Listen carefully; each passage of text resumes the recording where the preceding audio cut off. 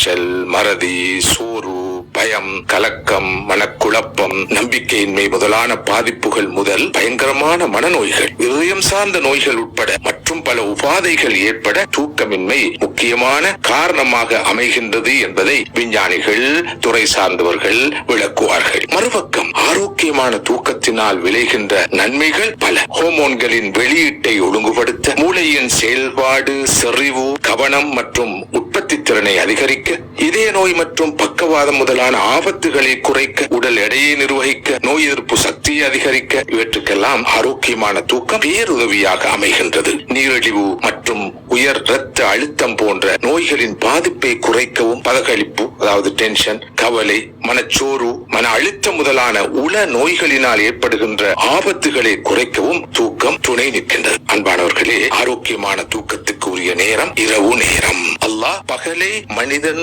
ஓடி ஆடி இயங்குவதற்காகவும் வாழ்வாதாரத்தை தேடிக்கொள்வதற்காகவும் அமைத்து வைத்திருக்கின்றான். இரவை தூங்கி ஓய்வெடுத்துக் கொள்ளும் வகையிலே அமைத்திருக்கின்றான். இது பற்றி அல் குர்ஆன் சொல்கின்றது,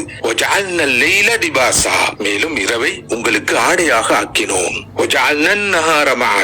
மேலும் பகலை உங்கள் வாழ்க்கை வசதிகளை தேடிக்கொள்ளும் நேரமாக ஆக்கினோம். இரவில் மட்டுமே சுரக்கின்ற மெலட்டனின் என்ற ஒரு வேதி பொருள், ஒரு ஹோமோன் இருக்கின்றது. இதுவே ஆரோக்கியமான முழு தூக்கத்துக்கு காரணமாகும். இந்த மெலட்டனின் என்ற ஹோமோன் இரவில் தான் சுரக்கின்றது. இருள் மற்றும் இரவு இந்த இரண்டும் இந்த ஹோமோனுடைய உருவாக்கத்துக்கு மிக மிக முக்கியமானவை. இருட்டில் மட்டுமே உற்பத்தி செய்யப்படும் மெலட்டனின் நல்ல தூக்கத்தை தருகின்றது. இந்த மெலட்டனின் என்ற வேதி பொருள் இரவில் கண்விழித்தால் சுரக்காது. இரவிலே தொடர்ந்து கண்விழிக்கின்ற போது இந்த வேதிப்பொருள் சுரக்காமல் போய்விடுகிறது என்று மருத்துவ உலகம் சொல்கிறது. இந்த ஹோமோன் சுரக்காமல் போனால் உடலின் ஒட்டுமொத்த ஆரோக்கியமும் கட்டுப்போகும். நோய் எதிர்ப்பு சக்தி குறைந்து எல்லா நோய்களையும் வரவேற்கின்ற விதமாக உடல் பலீனம் அடைந்துவிடும் என்று சொல்வார்கள். மேலும் இரவில் கண் விழிப்பதால் ஓய்வு கொள்ள வேண்டிய கல்லீரலும் பாதிப்படைகின்றது. கண் தொடங்கி சிறுநீரகம் வரை இரவு தூக்கத்தை தொலைப்பதால் கடுமையாக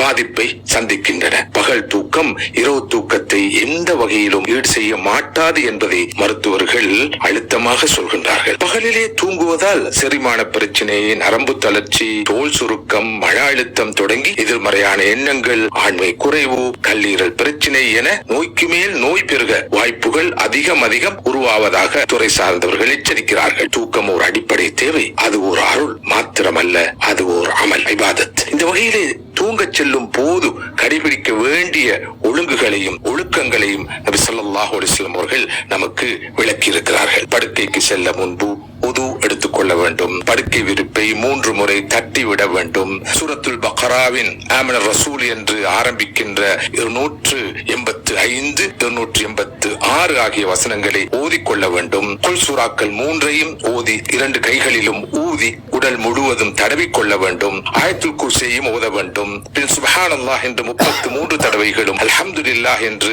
33 தடவைகளும், அல்லாஹு அக்பர் என 34 தடவைகளும் ஓதிக்கொள்ள வேண்டும். தொடர்ந்து தூங்கும் போது ஓத வேண்டிய துஆக்களை ஓத வேண்டும். குறைந்தபட்சம் பின்வரும் சிறிய துஆவையாவது ஓதிக்கொள்ள வேண்டும். பிஸ்மிக அல்லாஹும்ம அமூது வஹ்யா. இந்த ஒழுக்கங்களை பேணி தூங்கச் செல்கின்ற போது நமது தூக்கம் ஒரு இபாதத்தாக மாறும் என்பது மட்டுமல்ல, நல்ல சுகமான, நிம்மதியான, ஆரோக்கியமான, ஆழமான தூக்கமும் இன்ஷா அல்லாஹ் கிடைக்கும். வஸல்லல்லாஹு வஸல்லம் அலா கைரி ஹல்கி ஸையிதுனா முஹம்மத் வ அலா ஆலிஹி வ ஸஹ்பிஹி அஜ்மஈன். வல்ஹம்துலில்லாஹி ரப்பில் ஆலமீன்.